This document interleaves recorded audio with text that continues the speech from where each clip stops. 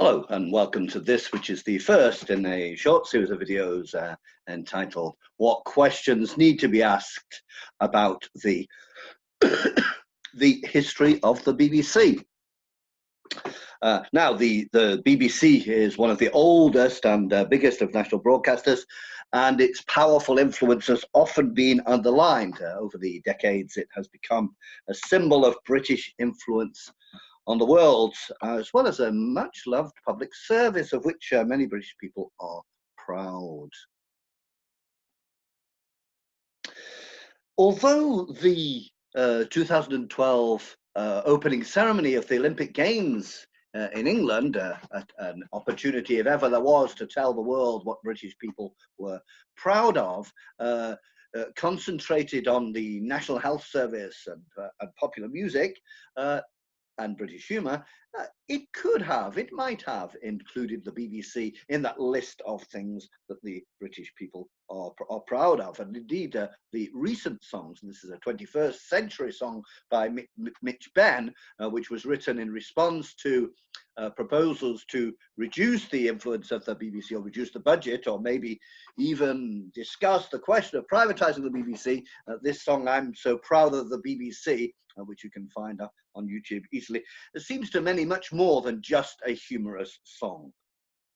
Now, studying the history of the BBC has to be a daunting prospect. Over the 75 years between 1922 and 1995, the classic period of broadcasting between the foundation of the British Broadcasting Company and the first time in 1995, the first time its productions were made available on the internet, the organization produced over 1 million hours of programs. So we can understandably think that this is quite a daunting prospect to try to sketch out the history of the BBC.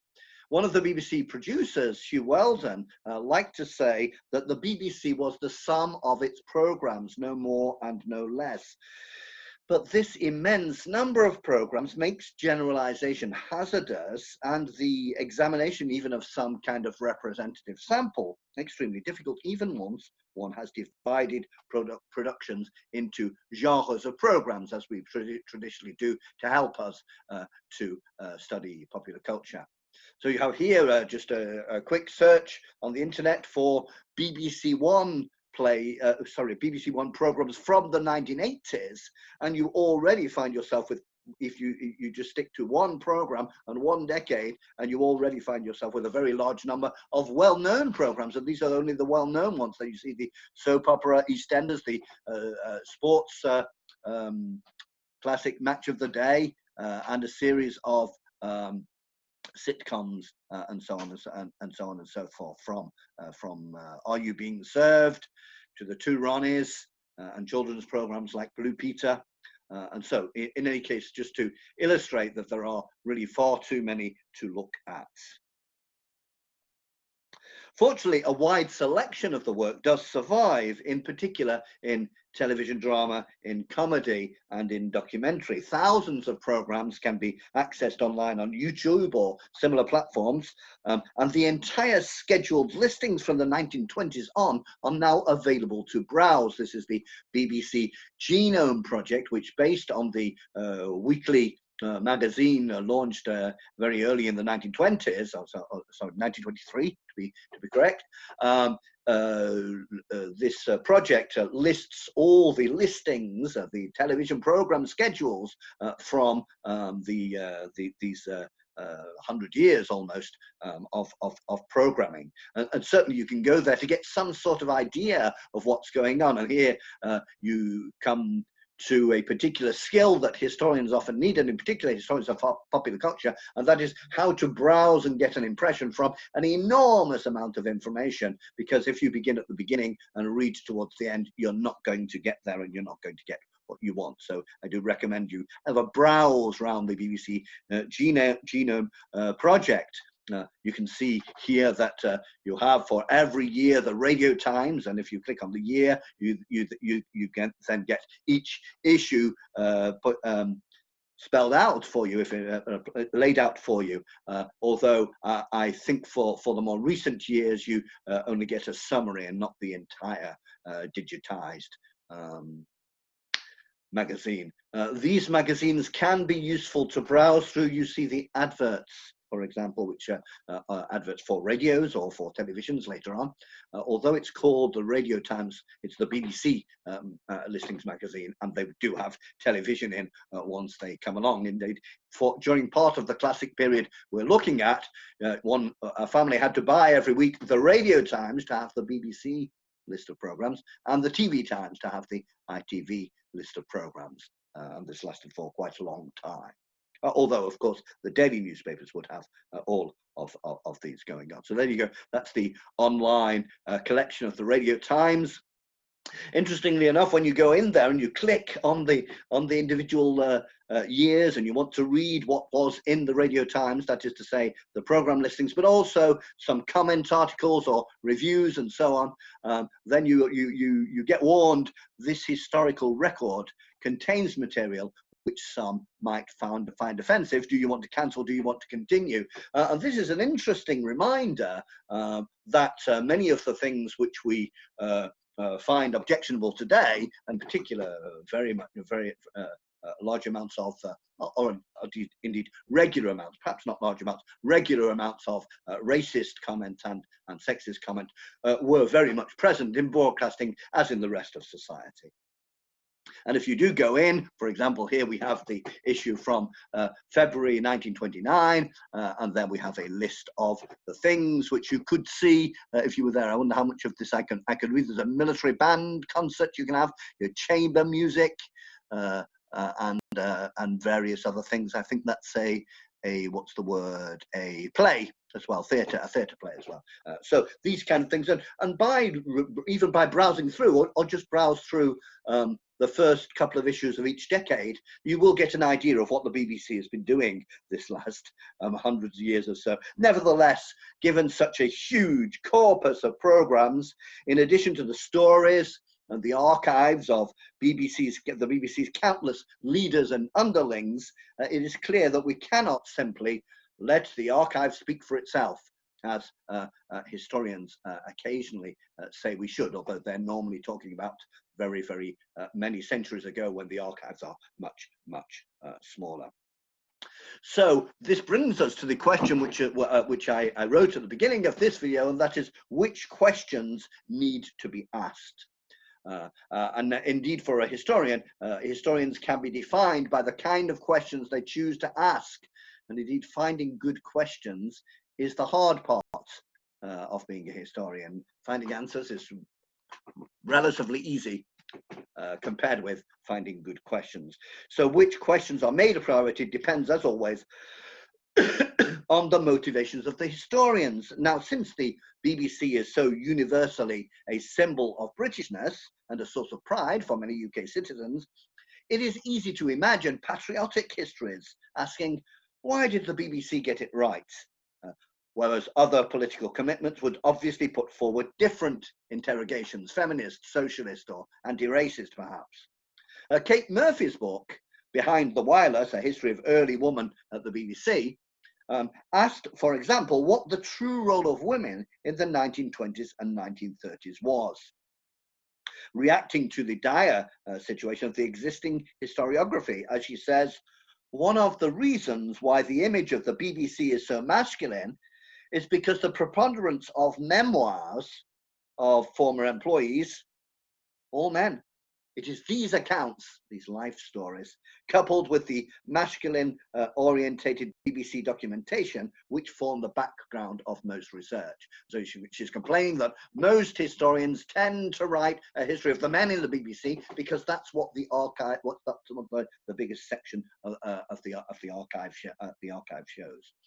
And in this book, she looks at some of the women leaders from the beginning of the BBC. Some fascinating stories there, because John Reith, the first Director General, who had certainly many, many faults, nevertheless did believe that women should take leading roles, and wrote to his station head saying so. There's no reason why women should not take leading roles in different areas. And indeed, the first head of BBC Talks, who we will be talking about at some point, was deliberately recruited by John Reith. He went to find her because he thought she was the best.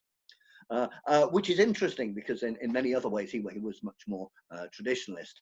Things got a little harder for women in the BBC after 1932, when in 1932 the BBC introduced a marriage bar, which already existed in the civil service in Britain.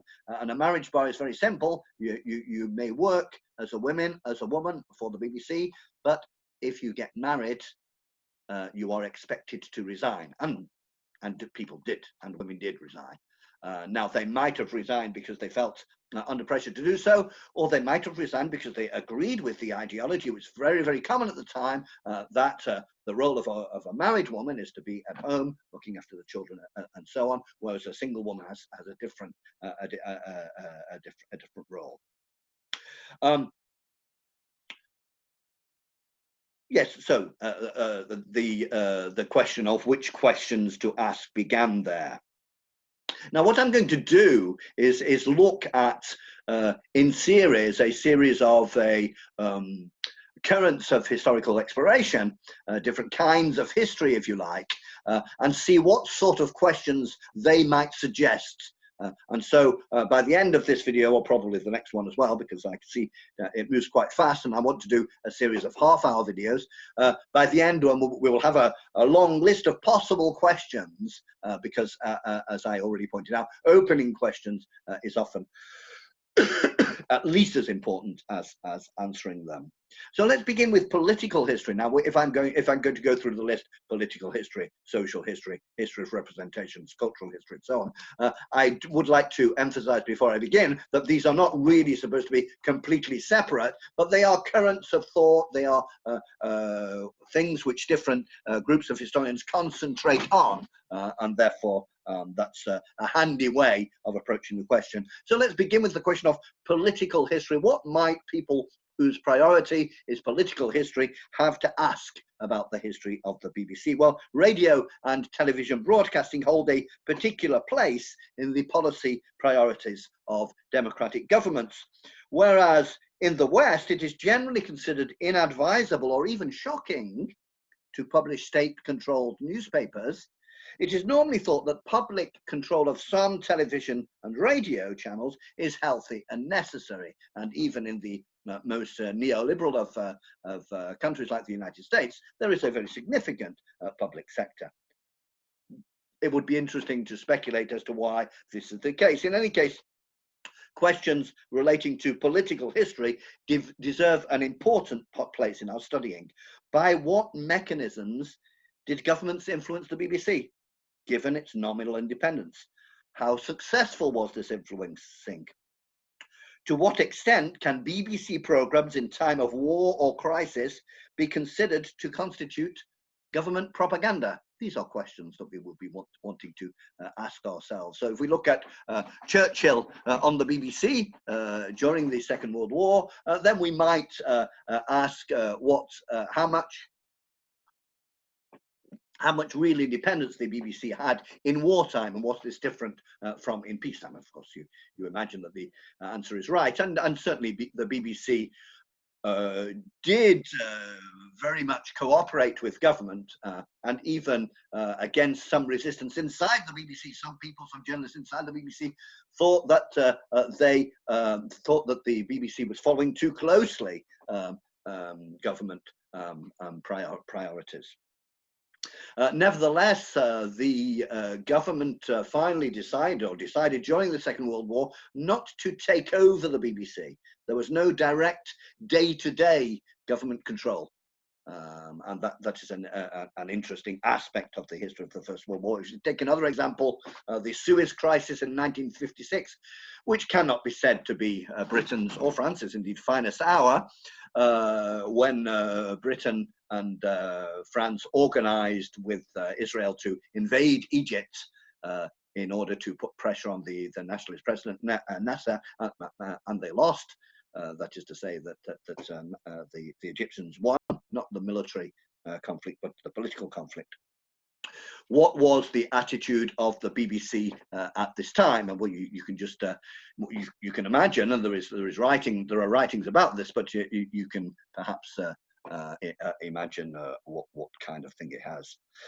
Now, the The question of the reasons for the BBC's status as quasi-independent, a status which commentators from other countries can find confusing, is also well worth discussion. Remember, perhaps, if you've read history books about 1968 in France, there it's well known that the news bulletins were seen by a minister before they were broadcast, and this has not been the case in Britain. Except perhaps occasionally in wartime, but not generally even in wartime since the beginning. Now, governments have played an absolutely central role in the history of the BBC. It was, of course, established by government decision under a royal charter, and its monopoly of television until 1954 and of radio until 1973 were political decisions which were dealt with differently in other democracies. The BBC governors, who, in our period, and indeed until 2007, appointed the Director General of the corporation, were in their turn appointed by government. And finally, the government could, in theory, abolish the BBC at any time. But that is the interesting paradox. Perhaps the government could, in theory, abolish the BBC at any time, and yet it cannot directly control day-to-day content. And so prime ministers are occasionally consider their interests as poorly served by the corporation. Let me just give you just a couple of examples. We will come back to these in later classes when we're going through the chronology of what happened to the BBC. Let's take an example from the days of Margaret Thatcher. Margaret Thatcher in the 1980s was angry at a series of BBC documentaries which were nevertheless screened. There was one documentary called Maggie's Militant Tendency, which suggested that close, high-up leaders of the Conservative Party had links with extreme right groups. And certainly Margaret Thatcher was not happy about that. And there was another, then there were documentaries about Northern Ireland, which certainly made Margaret Thatcher extremely angry. Indeed, this book, Pinkos and Traitors, il faut lire Des Gauchos et des Traîtres, the BBC and the Nation 1974 to 87 by Jean Seaton, follows some of the relationship between the BBC and in particular Margaret Thatcher's governments from 1979 onwards. Pinkos and Traitors is alleged to be something that Margaret Thatcher's husband said about the BBC. Ce sont tous des gauchos, des traîtres. He may well not have said it, but it's one of these quotations where we're not sure that it's true. In fact, it probably is not actually true, but everybody knows it is true, if you see what I mean. So that was some examples. So there you have a whole book about it. And certainly Margaret Thatcher often expressed extreme criticism of the BBC. And when she set up a commission, the Peacock Commission, to examine broadcasting in Britain, she was hoping, it seems, that it would recommend privatization. And certainly she saw no reason why advertising should not fund the BBC rather than the television license, the same price, the same payment from every family with a television, which has been the way that the BBC has been financed for many decades. The BBC does not have advertising and never has had advertising. Another example of politicians being unhappy with the BBC. This is in fact at a moment when the Labour leadership, Harold Wilson, was not the Prime Minister. In fact, they had lost the election in the previous year, but the BBC put out this documentary, Yesterday's Men, referring to the Labour Party leadership, and the Labour Party leadership, who everybody assumed were going to be the government again a few years later, and indeed in 1974 they did become the government again. And so let's say that they still formed part of the political establishment, even though they weren't in government at that time, were extremely unhappy with how it was presented. And even the title, Yesterday's Men, certainly does not suggest a neutral approach. This is an interesting example because the BBC history page today, that is the page on the BBC website which talks about history, more or less apologizes for this documentary and recognizes that it was not neutral, whereas they're supposed to be neutral. So these are the kind of explorations which will be appropriate for a political history perspective. And a political history perspective would encourage us to ask questions about the effectiveness of different pieces of legislation intended to guide or to limit broadcasting. The reputation for independence and fair dealing, which the BBC has often maintained, can make it more effective in defending establishment priorities, and any temptation to tighter governmental control has had to take this into account. That is to say that however much influence the government could have, they don't like to bring the BBC too much into line, because the problem with television channels which always speak with the voice of the government is that people stop believing them. One of the dangers of propaganda is that people stop believing it. Whereas framing and orientating popular opinion without being completely one-sided may actually be more effective. Now, the history of representations will come up several times in our discussion, and the representations of political actors and debates is one important aspect of this. Since the BBC has accompanied all the domestic political transformations of the 20th century, the conflict in Ireland, the rise in Scottish and Welsh nationalism, the increasing importance of environmental questions, the struggle against oppression, or the rise of multiculturalism, to name just a few, clearly the BBC's representation of any of these questions is worthy of study. Both its presentations of the issues in programmes, whether fictional or not, and its potential role as encouragement or opposition to change. Do we, if we look at one of the big changes, the change in women's position over the 20th century, do we place the BBC in the basket of those forces which generally pushed forward progress for women's rights? Or on the contrary, do we place the BBC in the basket of those who were breaking and restricting progress on these questions? Or neither? Did the BBC just reflect? So these are complex questions, but obviously questions which are worth asking. And just as an example, one example which has been very much studied is the question of the media and Northern Ireland, or we would be interested in the BBC and Northern Ireland, and how this rather exceptional conflict on national soil, the only military conflict on national soil for a very, very long time. Remember that England has not been invaded since the 11th century. How did the BBC deal with this? And there was a number of remarkable controversies from this in particular in the times of Margaret Thatcher. Now, the BBC is often praised for its impartiality, in the sense that the positions of both major political parties present in Parliament find ample airtime for their views, and more radical voices can occasionally be heard. Now, the nature and robustness of that impartiality is an important source of debate and study. It is a complex question. Left-wing commentators and right-wing commentators have often been critical of the BBC.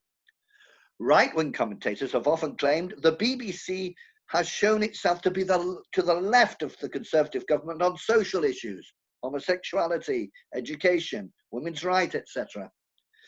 Whereas left-wing commentators have been unhappy with the BBC because the BBC has generally had a tendency to be on the right of the spectrum on economic issues, consistently presenting strikers, nationalisation, or legislation in the defence of working conditions as a problem to be dealt with.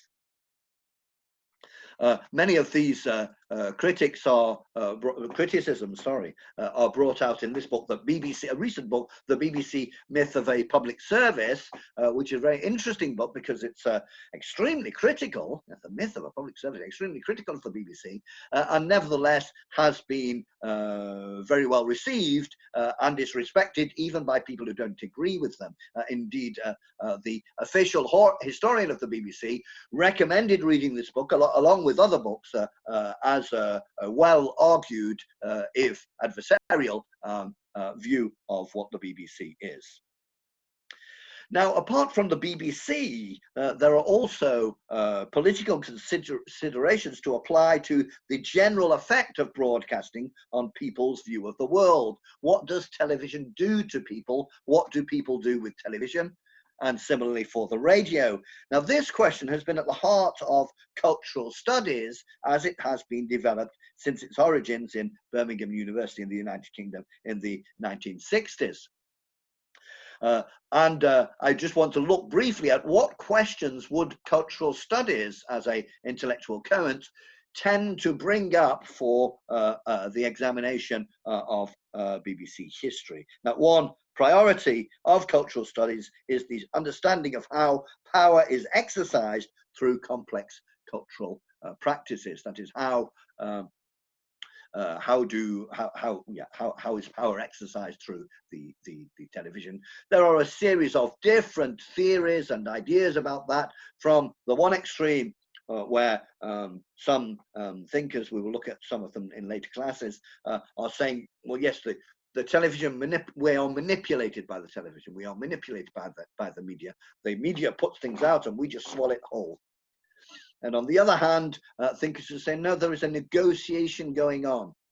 That is to say that the listener or the viewer takes, reads the program or reads the radio program as well in a way which fits with their experience, with their view of the world, and so on. And that the producers of programs and the organizers of the BBC cannot control the minds of the people receiving it. Now, some of these questions were looked at in Britain by Raymond Williams. They have the selected writings of Raymond Williams.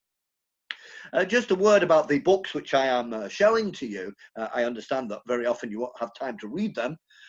However, don't forget the different resources which are available on the internet.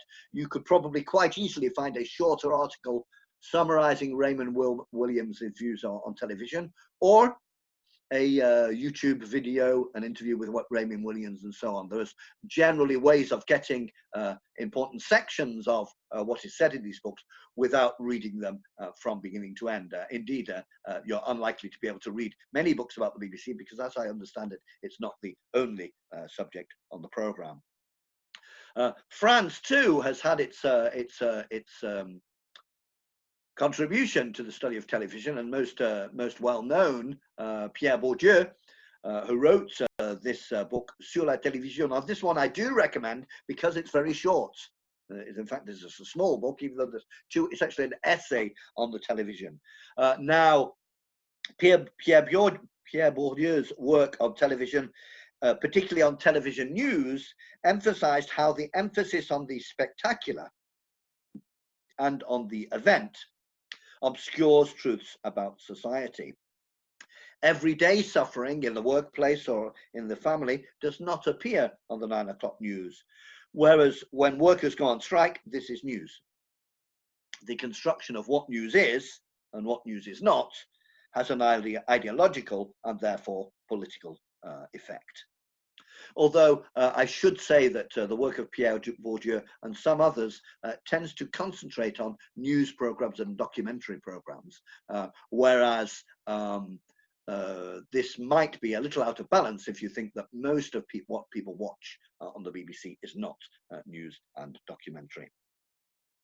Now, it's very common to hear ideas about the effect of television on people in general. I just mentioned it. Often these ideas that we hear are very simplistic. The mass media make people stupid.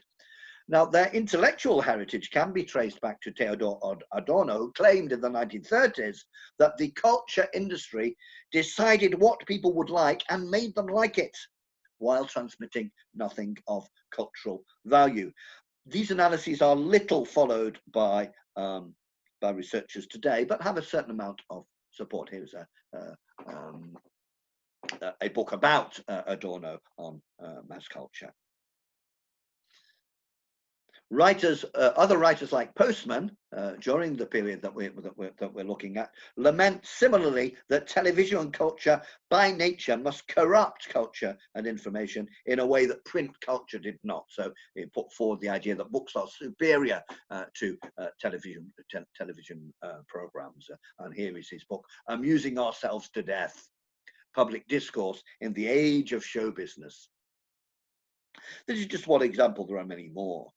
Now, although some of these rejections of new media, because the broadcasting was new media at the time, may seem uninteresting in a world where media are omnipresent and going to remain so, and indeed the criticism may resemble old men's grumpiness about being culturally obsolescent, nevertheless, these analyses do have the advantage of posing wider questions. What does it mean when a television channel claims to be giving the people what they want? Who decides what people want? What social processes mold our desire for media productions? I'm going to stop there because that's about half an hour, but there will be more, much more, and there will be another video probably next week. Thank you for listening.